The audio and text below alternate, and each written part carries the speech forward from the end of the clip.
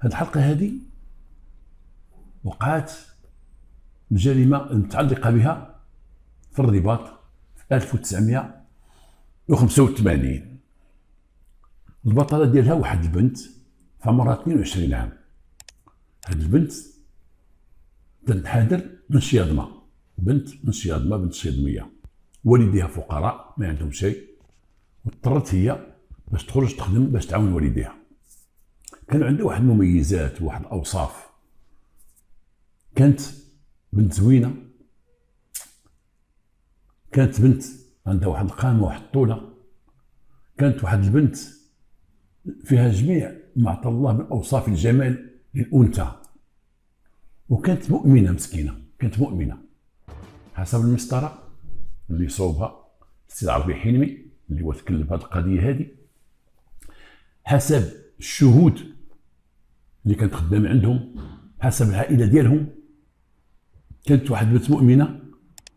كانت ديما تتبع، اولا كانت الصلوات الخمس كما تيقول ما تطيحش الصلاه، بما ذلك الفجر كانت تطلب الفجر، الصلوات الخمس كامله. كانت واحد البنت تتبع اعز ما عندها، اعز ما تعجب تسمع دروس في الدين. كانت تسمع لواحد واحد العالم كان معروف في ديك الساعه، عبد البر، اللي كان هو مصري وكان تعيش هنا في المغرب، كان عالم مشهور وكان رجل دين. وانا تنذكر هذا العالم هذا دير واحد الخرج، هذا عبد البر هذا كان هنا، كنا حنا في البوليس.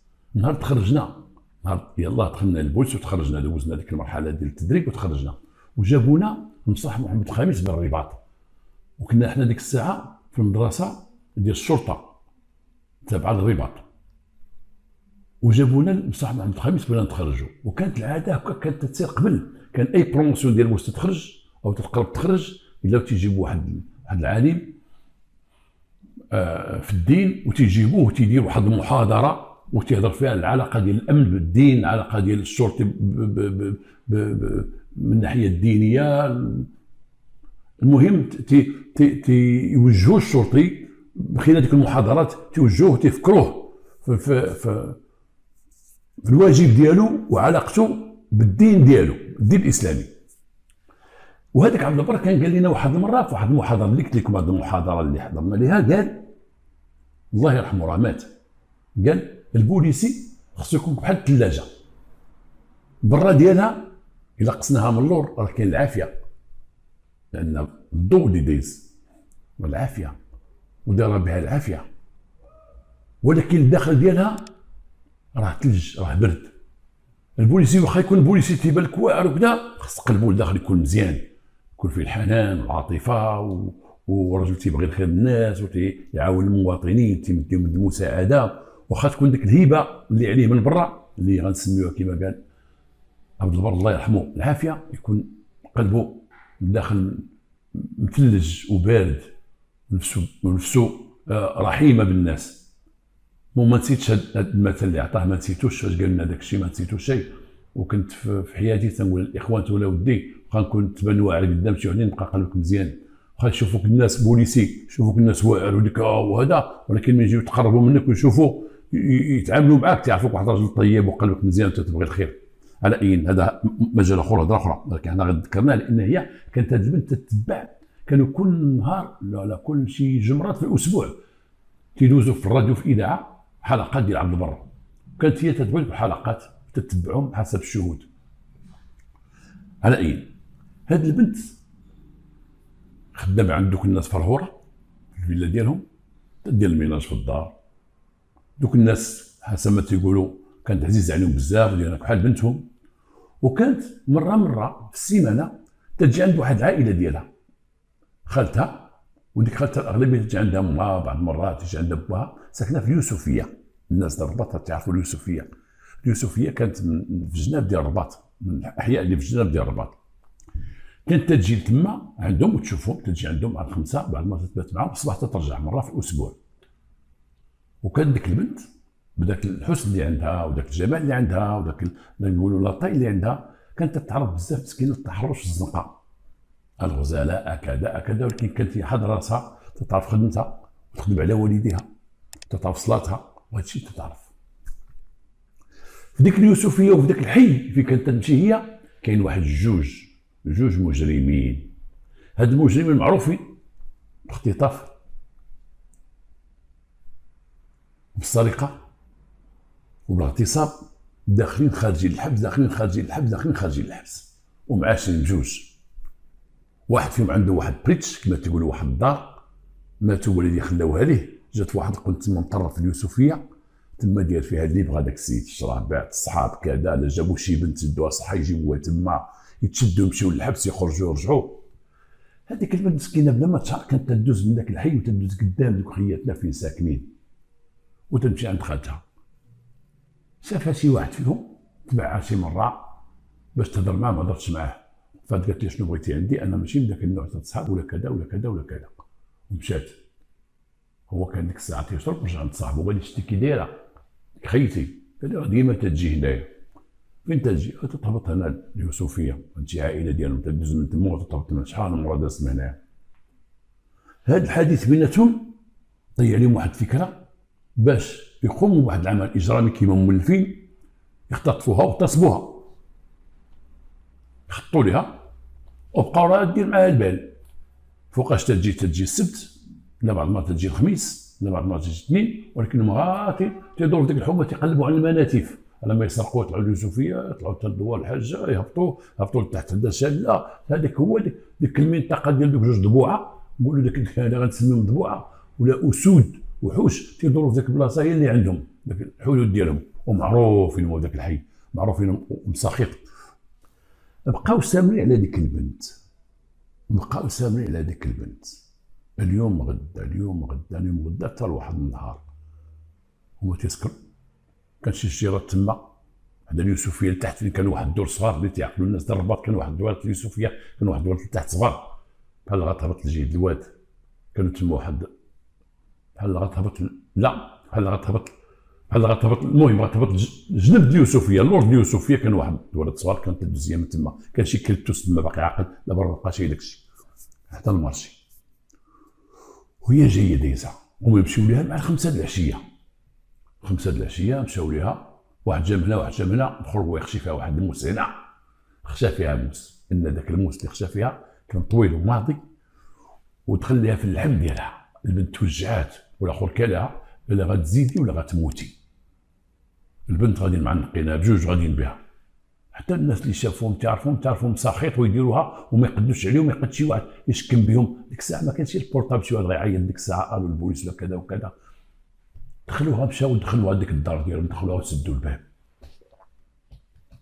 دخلوها للدار. البنت مضروبه هنايا، مضروبه راه الموس داخل فيها، لانه الطبيب اللي شافها تلقى تقريبا واحد 10 سنتيمتر اللي داخله ليها هنا، نسال الله ما قاسوش ليها الكلوه، ضربه كبيره. البنت ما قاداش تنفس من دخلوها لديك الدار وسدوا الباب وحطوها بجوج، عندهم كل شيء في ديك الدار. الا شوفي بلا ما تبقاي تتصمي معنا ولا تبقاي تغوتي ولا شي حاجه، اليوم غادي تموتي، الحاجه قلت لك ما درتيهاش غتموتي براسك.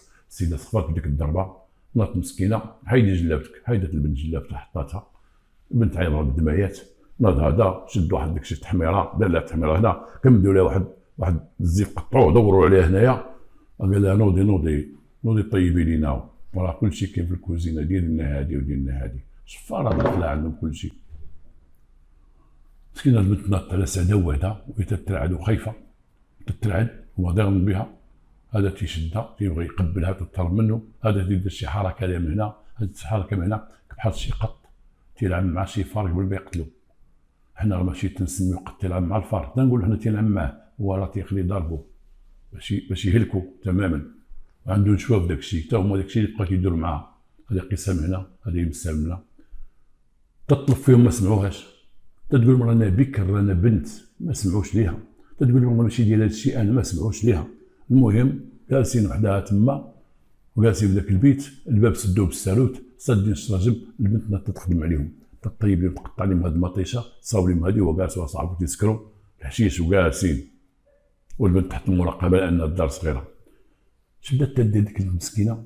بدات تخمم وعرفت بان هاد خياتنا بويسكو هاد خياتنا تيمسوا فيها بجوج، هذا تيمد يدو، هذا تيقول لها هذه تيمد يدو، عرفت بانها غتغتصب من طرفهم بجوج. وعرفت هاد البنت تتقول شوف حالتي انا بالدم والدواء فيا، هادو يقدروا في الاخر يقتلوني ويساليو معايا بديك التهديدات اللي فيهم. واحد فيهم داك مول الدار هز واحد لانه كان صهد محيد حوايجو، لابس غير الشورت، غير السروال ديالو وديال ديك الجويه باش هجم عليها وباش شدها مخبيها هنا نابك له وجالس. البنت خمات وبقات تتخطط وقالت لي ليها وعطاها الله واحد الشجاعه وعطاها الله واحد الفكره واحد الالهام باش تفك راسها من دوك الجوج. اش بدات تدير؟ تدخل الكوزينه والفرشيط اللي لقاتها والمويس اللي لقاتو، كل اداه حاده اللي يمكن يأديوها بها كانت تشدها وتعاود تدخل المرحاض تقول غنسح الدم غندير وتديرهم في لاصاص. حيدات لهم دوك الموس اللي تما في الكوزينه وداكشي، حيداتهم وكحزاتهم خباتهم تتقول دابا يرجعوا لهم ويهزوهم الوقت اللي انا غادي يكون سلاح في يدي ويكون موس في يدي، وخباتهم وبقات دايره لهم بخاطرهم وهما تيشربوا وهما تقول جيبي هادي جلسي سيدي جيبي هادي جلسي ديري هادي جلسي جيبي الخبز جيبي كذا وما عليها تما، واللي داز من قدامه قيسها بيديه الاخر تيدير لاقا والبنت قدامهم. الانسانيه ما كايناش والرحمه ما كايناش. البنت تشوف راسها في واحد الموقف ديال غيغتصبوها جوج الناس ويقدروا يقتلوا هاد الناس، حتى كانوا غيغتصبوها غيكرفسوها وغيتكرفسوا عليها وهما سكرانين. ما لقات حتى شي حل، عرفت ما كاينش اللي يرحمها، عرفت لا غوتات ماتت. واحد الوقت واحد فيهم ناض داك مول الدار اللي غنسميوه الشاب زعما هو اللي الاخر غير جا عنده، ناض دخل لواحد بيت عنده تما وبدا تيفرش وهو يعيط عليها، قال لها اجي لهنا. البنت شاده في جنبها وغدا عنده، دخلت عنده البيت طلب منها باش تحيد حوايجها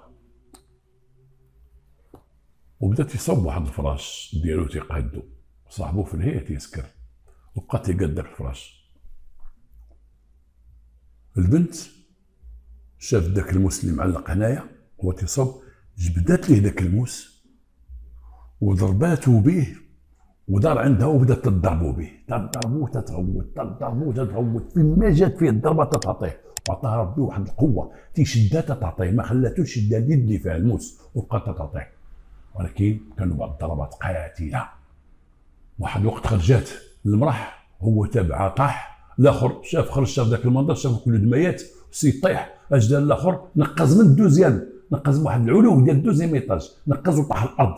هذيك الدار اللي كانوا فيها كان معلينها شي كراجات ومرفوق، وطاح من الفوق وهرب. شاف صاحبه كله دميات، الاخرى غير تيبغي يقعد عندها تعاودوا تسالت معاه، خدات ليه طاح باش يقد ينوض، عرفات عطاتو شي ضربه قاتله، خدات السوارت من جيبو وحلات وخرجت تعوض قدام الزنقه والجيران عباد الله وهي كلها دمايات وشاده في جنبها. لا تعرفوا ديك الدقه الجنب اللي كانت عندها حسب ما يحكي السي حلمي ما كانش تقد توقف، لما جابوها للسبيطار وجابوها لهذا وهي شاده بديك الجهه، والطبيب قال لهم حفظها الله راه دخلوا ليها الموس هنا بالمعقول كانوا غاديين بها. جاو الناس وتجمعت عباد الله وخبروا البوليس وجاو البوليس المكان، وجا السي العربي حلمي هاد العميد اللي كان يد المساعده ديال سي تباع، هذا اللي غناخذ منه، خديت منه مسطره قبل وعرفتكم عليه سي حلمي العربي، وخديت من عنده هاد المسطره فمه شفويين وعرضها عليا اوديو وتعطيني التواريخ والمكان والزمان. جا لعين المكان هو ومساعده تكلم هذه المهمه انه كان الشرطه القضائيه، وجا داروا المعاينه على اتمها. هزوا الحوايج ديال السيده مداوها المستشفى وجاو عائلتهم حيدوا الحوايج ديالها خداوهم. نقول لكم علاش. هزوا الموس، هزوا قرايه الشراب اللي كانوا تما، هزوا السواد ديال ديك الدار لانهم خرجوا داك الميت داوه داك الكوب داوه، وبداو في البحث. الحوايج داوهم علاش داو الحوايج محجوز؟ لانه هاد البنت في هاد الدار وهنا كاين الشراب وهي معاهم، ماشي كافي تقول لنا جابوني من الزنقه، قولوا المحكمه جابوها من الزنقه وداروا لها ما يثبت بانهم جابوها من الزنقه. يقد واحد المحامي ديال ذاك الطرف ولا شي نائب يقول له هذه كانت معاهم، بالك جابوها من الزنقه، جايبينها صيدها من الزنقه وتما دابزوا. لا، لان الحوايج معناها انه الموس داخل بالجلابه والكسوه اللي لابسه وداخل في السروال ديالها وداخل اللحم ديالها، صافي يدير التقبه كانت من الفوق. انا نقول لكم واحد الخرجه، واحد النهار جا عندنا واحد السيده قال لك سيدي واخي ضرب لي موسى انتم حيد حوايج ودم تيسير من هنايا. وقلنا علاش كنتي لابس؟ قال لك هاد التريكو. قلنا ليه ورينا التريكو كاع ما مجروح من هنا، ديك الجروح مفتعله، جرح راسو جرح وعاود لبس حوايجو نساه ورا التريكو ما مشى لك شيء. هذيك تسمى جروح تبغى ضبط الشرطه القضائيه وديال الدرك وهذا، بقات تردوا لكم الجروح مفتعله راه تينساو يسرقوا الحوايج، تيجرحوا بلا ما يقيس حوايجو. بزاف تيديروها. هاد البنت لنا حوايجها متقوبين تيبينوا بان الموس دخل من برا لداخل، دخل وسط الحوايج. جابوا الموس، جابوا الشراب، جابوا داكشي اللي كان تما، جابوا السواد ديال الدار، خداو التصاور، خداو كل ما تيهم البحث وجابوه. هذاك الاخر هرب، البوليس بقاو تما تيقلبوا عليه، شكون هو؟ عرفوه، بقاو تيقلبوا عليه وعرفوه ما داش شي واحد 12 ساعه لقاو عليه القبض وجابوه. البنت تقول في المحضر ديالها انايا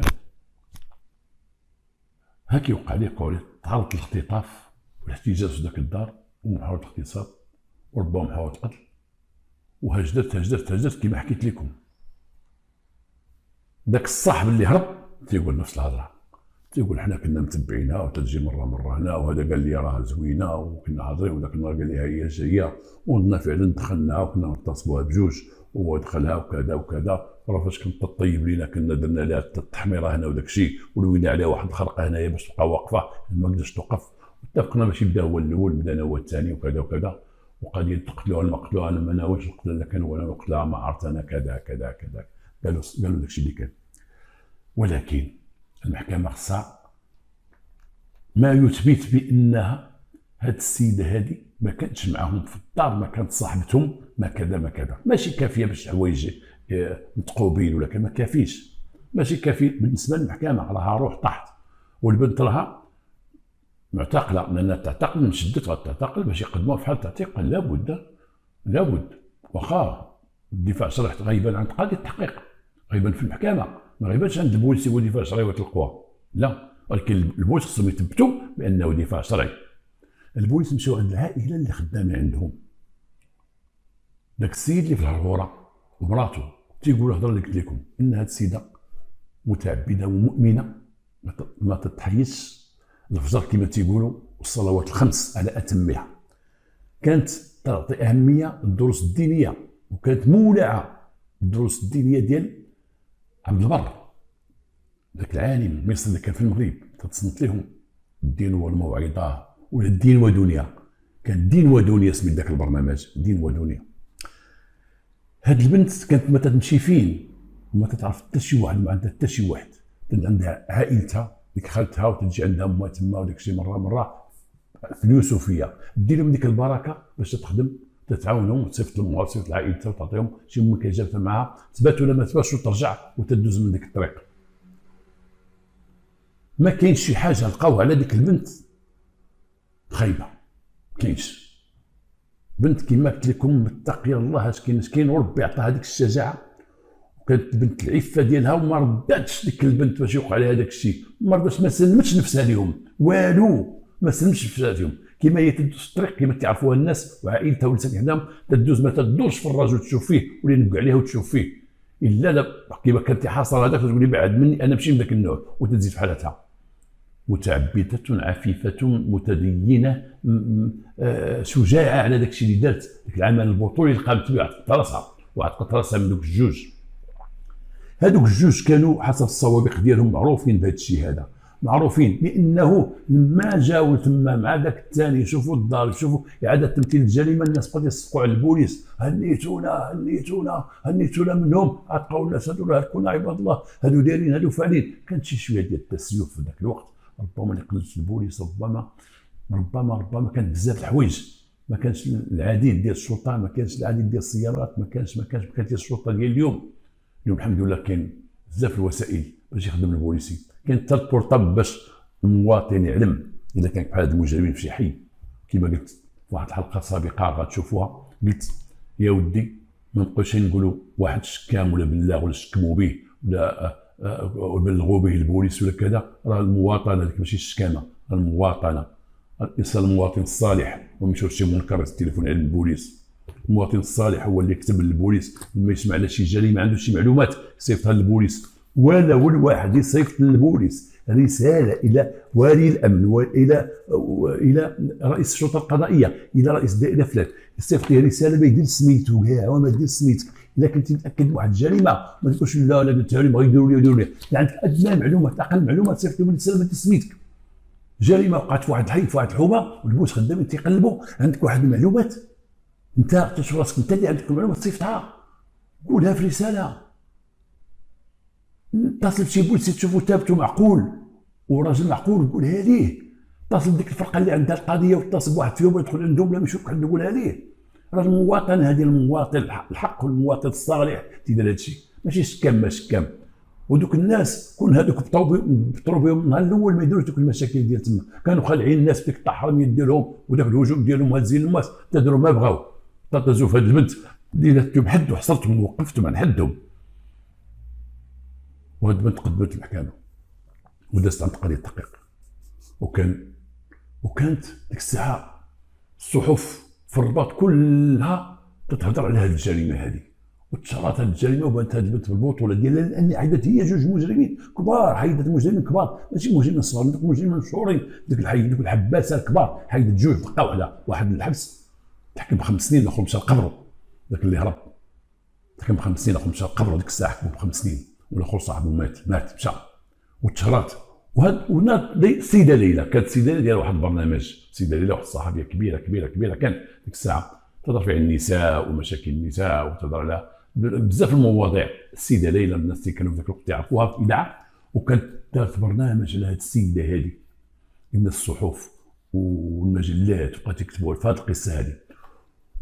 والسي حلمي كان زاد ليه فخر وزاد ليه اعتراف من طرف المدير الاداره العامه للامن الوطني، وتعرف زاد تعرف اكثر باش تعرف عرف درس القضيه ماشي غير من الجانب الجرمي اش وقع بينه وبين البنت، ولكن جبد البراءه البنت من الحاله الاجتماعيه ديالها وشكون هي واخلاقها وشنو كان في ذاك النهار البرنامج اللي دارت بالضبط، وعطى الحجاج ديال ذاك الحوايج، وعطى الحجاج ديال الجرحى، عطى الحجاج بالمحجوجات اللي جمع. صوب المسطره كانت من احسن المساطر اللي تقرات من بعد في معهد الشرطه الافتتاح ديالو، معهد الشرطه اللي في قنيطره، تقرات هذه المسطره هذه وبينوا الدفاع الشرعي وهضروا على هذه الجريمه ككل، وهضروا عليها من الناحيه القانونيه ومن الناحيه المسطريه، هضروا عليها باش قراوها المتدربين وعرفوها ماشي باش يعرفوا القصه ولكن يعرفوا بزاف المجريات ديال البحث، كيفاش تكون الدفاع الشرعي، واش ثابت غير ثابت، واش هاد البنت عندها حق دفاع شرعي تام،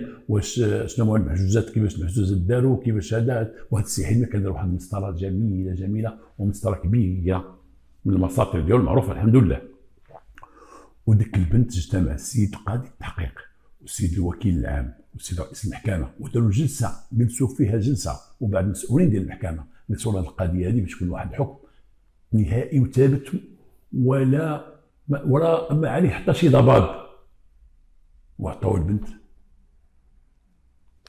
البراءة استنادا الى الدفاع الشرعي ثابت، البراءة التامة، خدات البراءة التامة وخرجت من المحكمة بالزغاريد والناس ناقين لها وداك الشيء وهذا ومسكينه هزت واحد الضربة الحمد لله اللي كما قال برات منها ولات لاباس، واللي كانت غتخرج عليها هذيك البنت لانها عطات السبيطار ديك الضربة هذيك، ورغم انها اعتقلت كانت تحت الرعاية الطبية وهي معتقلة وكملت البحث ديالها ما بقاتش مده كثيره لان كلشي كان ثابت، لان استنادا الى ديك المسطره سهلت، المسطره اللي دارت السي حلمي سهلات على المحكمه باش تعطيها تسرع بالحكم، لان هنا تنقول لضباط الشرطه القضائيه غرزوا المساطير وقراوا المساطير ديال بكري كيفاش كانت تيتغرزوا. راه المسطره اللي فيها تقابي هي تبقى تجرجر في المحكمه، تبقى تجرجر كملوا المسطره على حقها وطريقها. نعم اليوم ما كان نقصوا من الحراسه النظريه، نقصوا منها حقوق الانسان مشكل، ولكن الواحد يصرع اللي عطى الله عطاه، يصرع ويصوب واحد المسطره مغرزه، غرز مسطرتك بالحرف على اخوه، راك تتسهل اولا تتبين القدره ديالك في ازاز المساطير، وتتعرف بانك رجل مسطري بريميرمون، هذا عند السلطه القضائيه. وثانيا تعطي مسطره تتساعد في البحث ديال المحاكم، وتتساعد المحكمه باش تعطي واحد الحكم عادل. وهذا الشيء اللي دار السي حلمي، خرجت ديك البنت بالبراءه التامه، خرجت. وتخيلوا بنت في دار مع جوج وضاربينها موس، وجا مع مسكينه غيزه مع ديك الضربه، وتيقول لها طيبي هذيك، ديري هذيك، شوي لنا هذه، وهي مسكينه ديك الضربه شاده فيها. كيفاش غتكون هذه الضربه شاده في واحد البلاصه اللي معوجاها كما تتقول لي، كنت تحرك لي وانا شاده في جنبي وما تيسكروا قدام امهم. واش ظنوا غير كانوا يديروا؟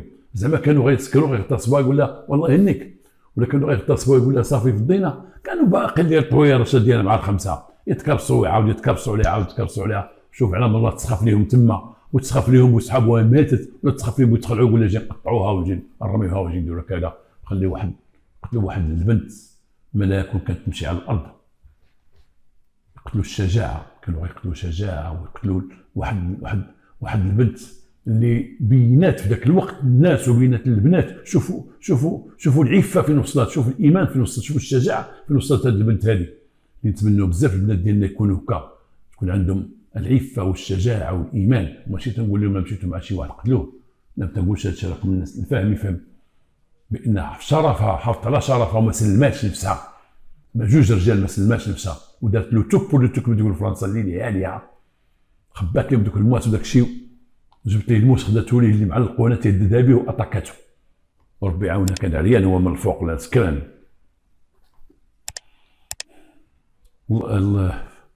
تنحيي السي حلمي من هذا الشيء، تنحيي ديك المسطره الجميله اللي دار، ومازال غتشوفوا مساطير ديالو كثيره السي حلمي العربي، غتشوفوا مساطير جميله ان شاء الله في المستقبل كما عاهدني بذلك وعاهدكم. ومن الحوايج الزوينين اللي قال لي هاد الايام في التليفون، كنا تنهضروا قلت له السي حلمي فين انت؟ لاباس عليك بخير؟ ويقول لي سيدنا عمر بن الخطاب رضي الله عنه امير المؤمنين ومن صحابه رسول الله قال: لقد ابتلاني الله بكم وابتليتم بي. لقد ابتلاني الله بكم، واحد الخطاب الاول ديال سيدنا عمر لما خدا الخلافه وقال للناس اللي بايعوه، قال لهم لقد ابتلاني الله بكم وابتليتم بي، اي قال لي تبليت بك، انت تبليتي بيا وانا تبليت بك. وانا تنقول للجمهور ديالي لقد ابتلاني الله بكم وابتليتم بي، انا تبليت بكم ثاني يا الجمهور ديالي، ولفت معكم خصني نجي لكم، ولات بلي عندي باش نجي نقلب، بلي عندي باش نعاود لكم هاد القصص، بلي عندي باش نعاود لكم هاد الجرائم. انتم عرفتكم تبليتوا بيا بزاف، الناس تبليتوا بيا. الله يخلينا دائما احباء واصدقاء. والسلام عليكم ورحمه الله تعالى وبركاته.